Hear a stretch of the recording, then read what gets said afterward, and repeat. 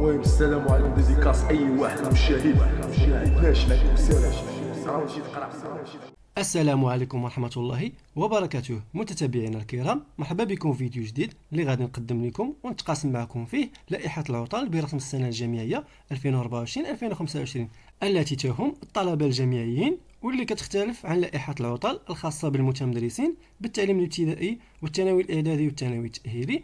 فوزارة التعليم العالي والبحث العلمي والابتكار أصدرت المقرر الوزاري الخاص بتنظيم السنة الجامعية 2024-2025 الجديد والمحيل، واللي تم تحديده في جدول العطل كما يلي، بحيث تم تغيير بسيط عن الموسم الجامعي الماضي بزيادة يوم واحد. فهذه لائحة العطل الجامعية موحدة لجميع الشعب والمسالك المتوفرة في الجامعات في كامل ربوع المملكة. وبالمناسبة ما تنسوناش باشتراك ولايك وشي تعليق محفز لنستمر دائما في تقديم الجديد والمستجد. ونبداو على بركة الله. اول عطله واللي هي عطله عيد المولد النبوي، عدد الايام ديالها يومان، واللي غادي تكون يومي 12 و 13 ربيع الاول 1446 هجريه. ثاني عطله اللي هي ذكرى المسيره الخضراء، واللي غادي تكون يوم الاربعاء 6 نوفمبر، عدد الايام يوم واحد.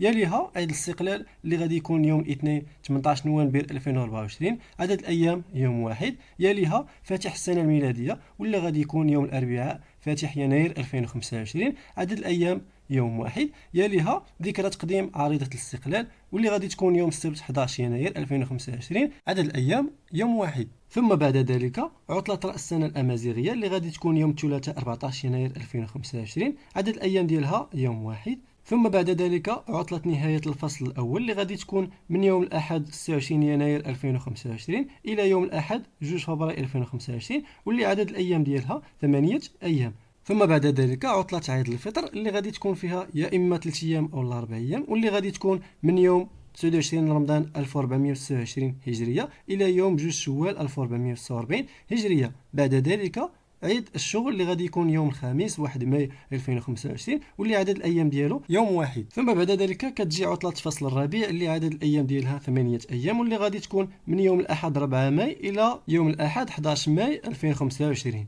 بعد ذلك عيد الاضحى اللي غادي تكون العطله ديالو من يوم 9 ديال الحجه الى يوم 11 ديال الحجه 1446 هجريه، واللي المده ديالها 3 ايام. بعد ذلك غتجي اخر عطله اللي غادي تكون يوم فاتح السنه الهجريه يوم 1 محرم 1447 هجريه، واللي المده ديالها يوم واحد. وبهذا غادي نكون تقاسمت معكم لائحه العطل الجامعيه اللي كتختلف عن لائحه العطل للمتمدرسين. فلائحه العطل بالنسبه للمتمدرسين غادي تبان لكم فيها عطل بينيه عكس لائحه العطل الجامعيه. ونتمنى التوفيق للجميع، والسلام عليكم ورحمه الله وبركاته.